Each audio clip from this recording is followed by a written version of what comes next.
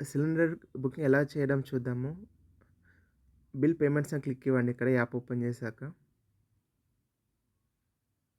ఇక్కడ LPG gas ఉంటుంది. దీన్ని క్లిక్ ఇవ్వండి.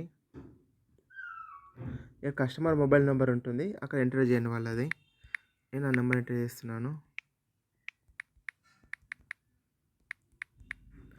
ఇక్కడ నేషనల్ అని ఉంది. నేషనల్‌లో ఓకే.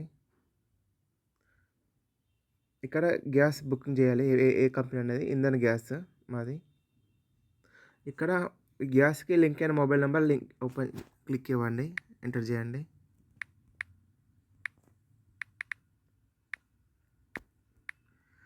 ఇచ్చాక డీటెయిల్స్ అని అడుగుతుంది. ఫర్ నెక్స్ట్ టైం కొరకు సేవ్ అని నొక్కేయండి. గెట్ బిల్స్ క్లిక్ ఇవ్వండి దీన్ని. చిన్న ప్రాసెస్ 3 స్టెప్పుల్లో అయిపోతుంది. ఈరోజు నా ఎయిర్టెల్ నెట్వర్క్ స్లో ఉంది ఇక్కడ. అందుకే ఇంత ఓకే. ఇక్కడ వచ్చింది చూడండి.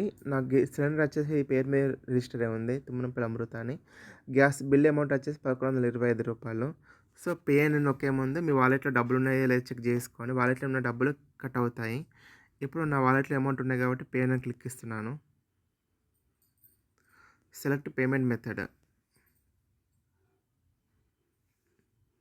చూడండి వాలెట్‌లో నాకు 1200 ఉన్నాయి.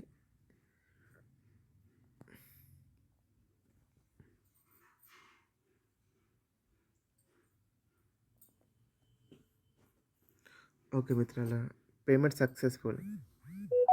మెసేజ్ కూడా వస్తుంది.